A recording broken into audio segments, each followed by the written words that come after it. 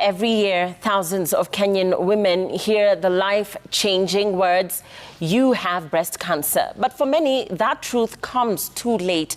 Their journeys often begin with unexplained swelling, confusion, and repeated visits to clinics where symptoms are dismissed or misdiagnosed.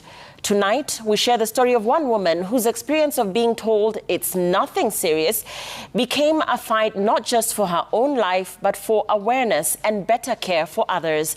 Her story is a reminder that early detection can save lives. Lucy's baby was slightly over a year old when she felt a lump in her breast. At first, she thought it was simply because she had stopped breastfeeding. Still, she opted to see a doctor. Women develop lymph nodes under the armpits because they've stopped producing milk. And there's this specific one on the left arm that never went away. I stayed with it like for 3 months. And then I went for checkup in the hospital. And by then I had developed something else on top of my breast. And they said it could have been mastitis because I'd stopped breastfeeding my son. I didn't stop at it. I went to another institution and they ran a test and they told me it could be some fat residue. They call it fibroadenoma.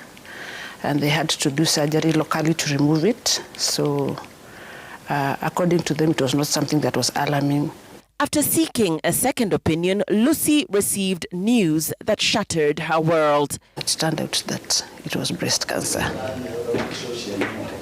Many can relate to the confusion that often comes before an actual diagnosis is made.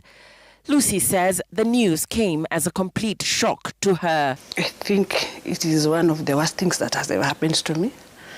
A cancer diagnosis is not a walk in the park and nobody is ready for it. And I remember very well that I sat by the roadside and I really cried. And a passerby was walking by and she asked me whether I was okay. I shook my head and then I just gave her the results. She read for me and she told me it was okay. That was a stranger, took me by hand, took me somewhere. And she asked me who she can call.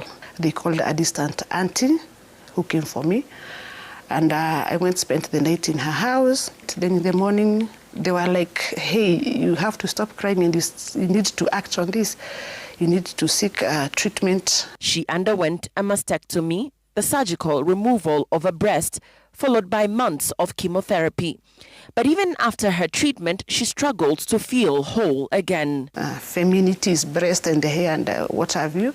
And here you are, a new person. Let me say the cancer treatment changes everything. The Lucy that was there before I got my diagnosis and the Lucy that I see is two different people.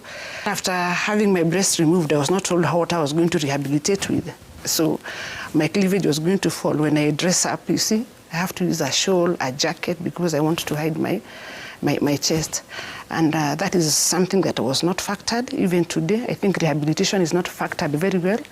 Apart from us, people now with lived experience who are talking about it, that this needs to be looked at. Her journey sparked a new mission, helping other women facing the same challenge. Today, Lucy not only wears a prosthetic, she makes and sells them.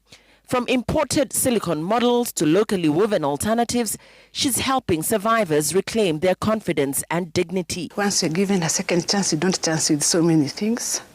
So I usually take good care of myself. I go for reviews. And if I happen to fall sick, I don't go over the counter or just in hospital. I go back to KNH where I was seen.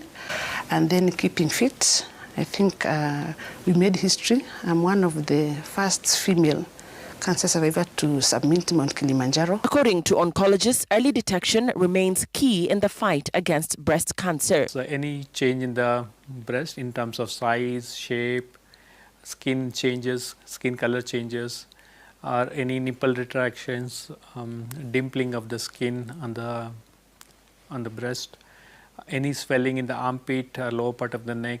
These are the initial symptoms. Screening is a very effective tool in detecting and diagnosing the cancer very early.